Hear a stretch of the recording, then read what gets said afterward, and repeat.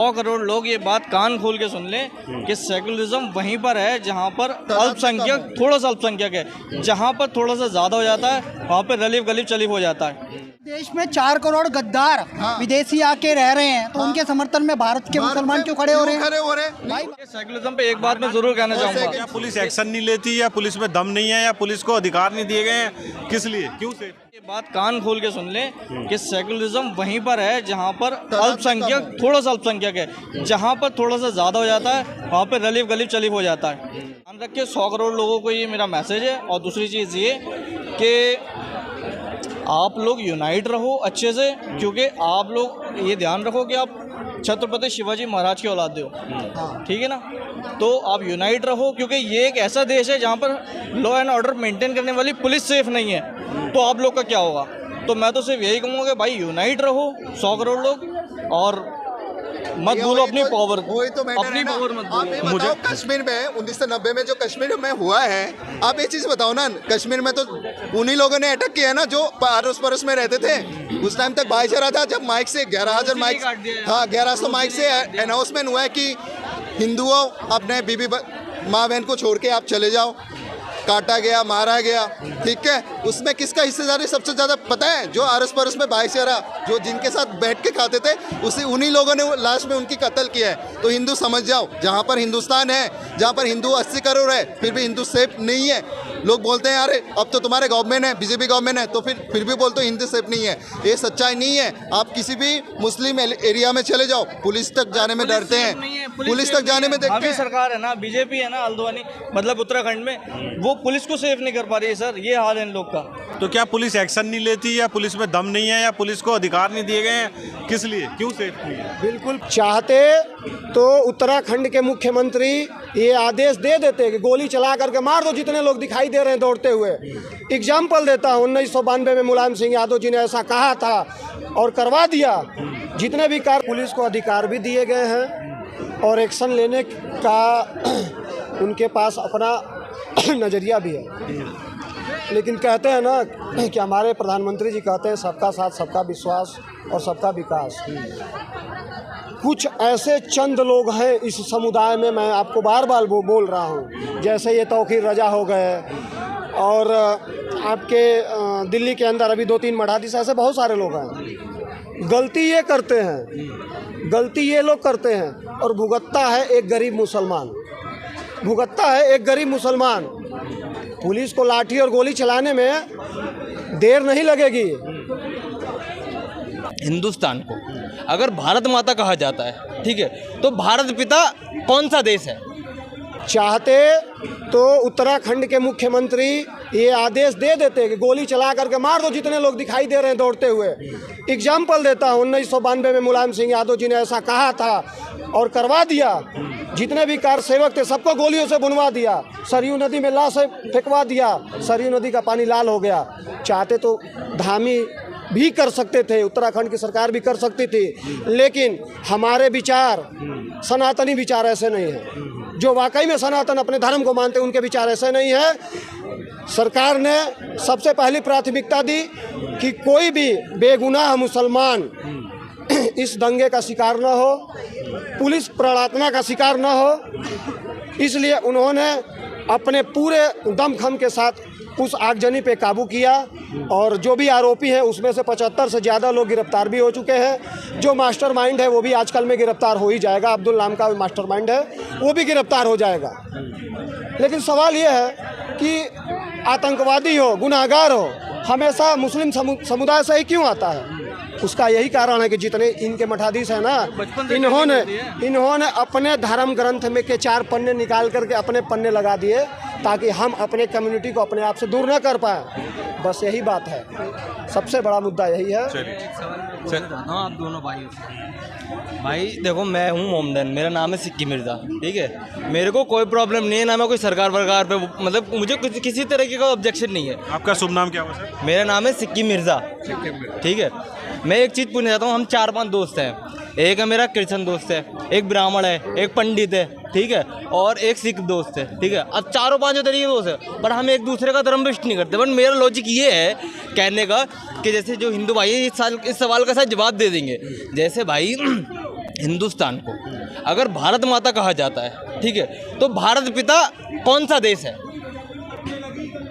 इस बात का जवाब दे दें मुझे। और देखिए हमारे ऐसा बोला जाता है कि हिंदू सुनिए रुकिए ना सुनो इनको मैं जवाब दे देता हूँ। बोल लीजिए इनका सवाल। नहीं इनको सवाल पूछ लेने दीजिए। इनको भारत माता कहने से दुख होता है। नहीं दुख, हमें दुख नहीं है, प्रॉब्लम नहीं है। कर लेने दीजिए फिर आप बोलिए। नहीं मैं काउंटर दे देता हूँ। नहीं इन्होंने क्या बोला है?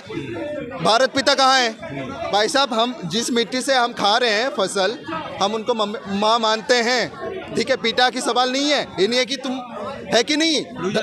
भाई साहब ये भी बोलते हो तुम लोग गाय माता है, तो तुम बफलो को उसको पिता क्यों नहीं बोलते हो? गाय माता जो गौ माता की दूध होता है ना, इतना प्योर होता है ना, जो अपने मम्मी होते हैं उनकी सेम क्वालिटी के होते हैं। बॉस रुक जाओ, ये तो तुमने यहीं का बता दिया, ठीक है, बट अगर तुम भारत माता, अरे भाई साहब आपको एक चीज भी बताता हूँ, ठीक है? आप इंडियन मुस्लिम हो ना? जी। इंडियन मुस्लिम हो ना? जी। आपको कोई दिक्कत हो रही है? मुझे नहीं, मेरे को कोई दिक्कत ना भाई, मुझे कोई प्रॉब्लम है। तो फिर ये बताओ, गाजा में जो हो रहा है उसके लिए तुम लोग यहाँ पर क्यों रोते हो?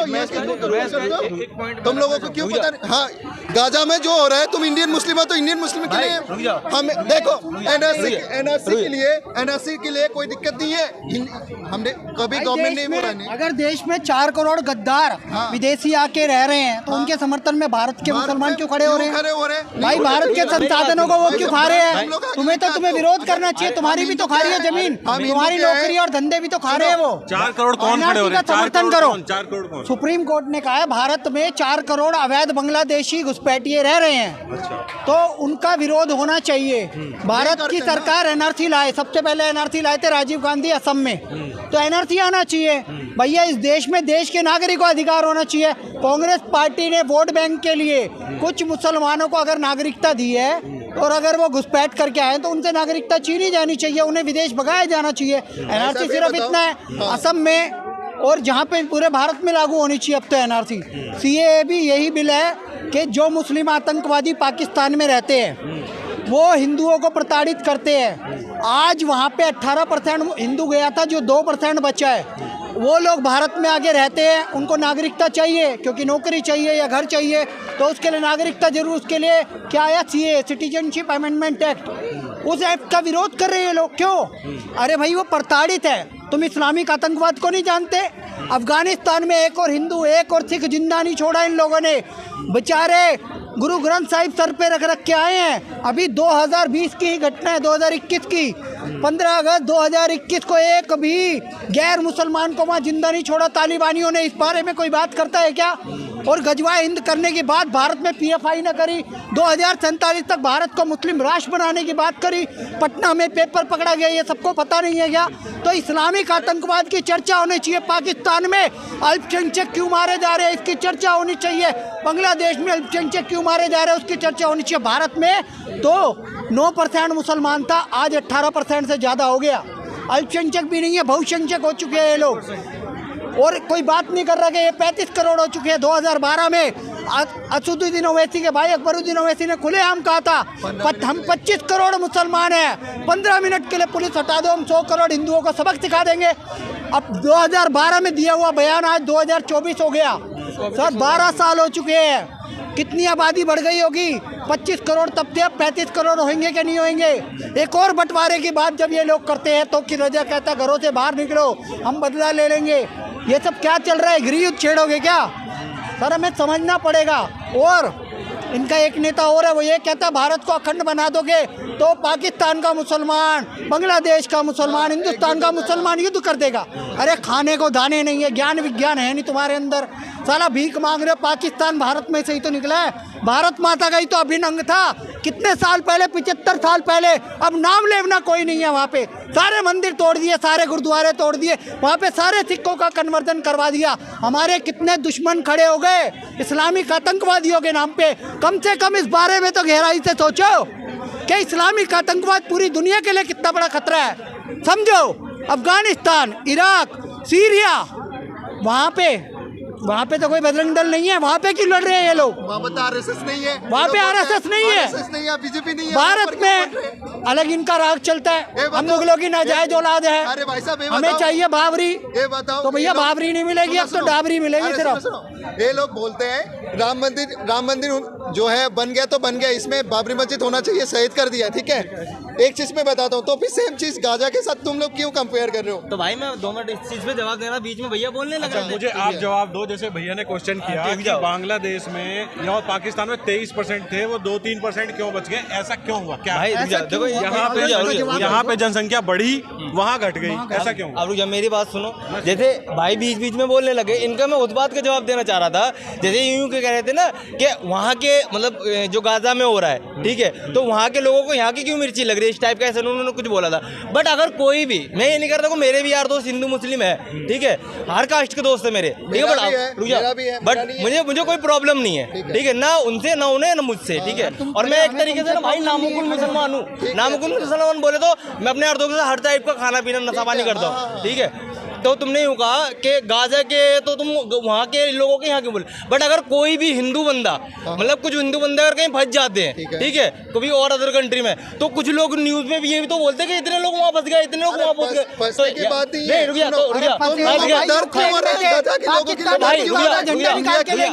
यूक्रेन में जितने स्टूडेंट पाकिस्तान के फंसे थे, भारत का झंडा लेके चले हैं वो। आप समझो इस बात को। अरे बताओ, देखो गाजा में शहीद मीनार वो लात मार के, वो भी साफ साफ दिखाई दे रहा है कपड़े से। रोहिंग्या मुसलमान बर्मा में जब तुम हिंदुस्तान में रहते हो, बर्मा में जब रोहिंग्या मुसलमानों को निकाला था, आजादी मैदान में लात मारी थी, अमर जवान ज्योति पे क्यों मारी? और एक बात सुनो, आप मुसलमान की भाईचारे की बात कर रहे हो ना, एक बात सुनो मेरी ध्यान से, कि आप जो बार बार भाईचारे की बात कर रहे हो, तो मुझे तो बोल लेने दो, मेरे भाई आप गाजा की भी बात कर रहे हो ना, चलो बोलो। मेरी बात भी तो पूरी कर लेने दो यार, यही मेरी प्रॉब्लम है। मैं अभी बीमार होकर ठीक हुआ ना। क्वेश्चन पूछ रहा हूं दोबारा आपसे। नहीं मैं आपसे क्वेश्चन पूछ रहा हूँ। भारत में जितने सुनो भारत में जितने मुस्लिम थे वो बढ़ गए, पाकिस्तान में 23% थे, 2% 3% हो गए, ऐसा क्यों हुआ? यहाँ बढ़ गए और वहाँ घट गए। इसी की सच्चाई तो भाई रुक जाओ, अगर ये जैसे इन भाइयों का कहना है कि वहाँ से ये लोग आए हैं, मतलब कौन सा आए नहीं है, भारत का बंटवारा हुआ 1947 में, जब वहाँ 18% से ज्यादा थे, आज 2% हिंदू बचे हैं, और यहाँ पे 9% मुसलमान थे, आज 18% से ज्यादा हो गए, तो भाई आज 35 करोड़ हो गए।